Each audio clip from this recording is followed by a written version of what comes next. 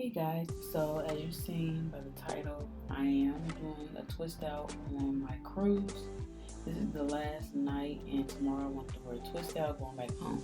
So the products that I am using are the Cream of Nature Pure Honey Shampoo, Conditioner, Leave-In, and Curl Cream. Because we did travel on the plane, I had to use travel size.